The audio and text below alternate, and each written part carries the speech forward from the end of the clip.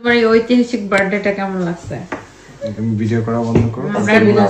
আমরা এখন ব্লগ করব, বুঝছো? এই ব্লগ দিয়ে যে টাকা আসবে এগুলো আমি আর সামান্তা ভাগ করে নিব। এই সামান্তা, তোমার এই কেকের খরচের টাকাটা উঠাইতে পারে না? ফুপু আসেন। ফুপু জান না, আমি তো ক্যামেরাম্যান আজকে। যাও সামান্তা, দাঁড়াও।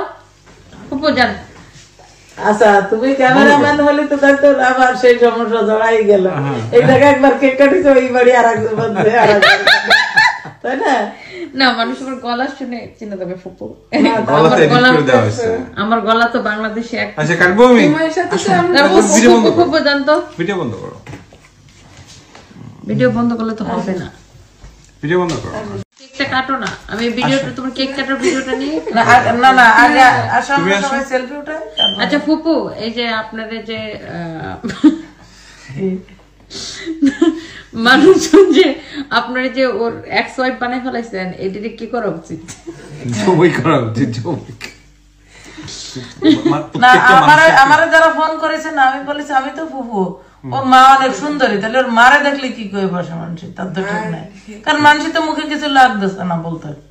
হ্যাঁ, ব্যাকতুমিজ মানে যেটা মন চায় ওইটাই। তারপরে বলতেছে যে মানুষের ঘরে কি মা বোন নাই? আমার সাথে নাকি ওর 2 বছর আগে বিয়ে হয়েছে। এই বদমাইশ গুলোর মা বোন নাই ঘরে? আগে তো সব ঠিক ছিল, শুধু মারা ফুপুকে আগে খাও। জানি বল যা যাও সামনে যাও, হেমে যাও। খুব ভালো হয়েছে।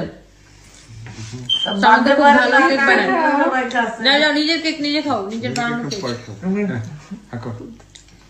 আচ্ছা আমি খাচ্ছি, তুই তোর। এই যে দেখছো তোমার বোন তো, এই জন্য হ্যাঁ আগে তোমার খাওয়াইবে।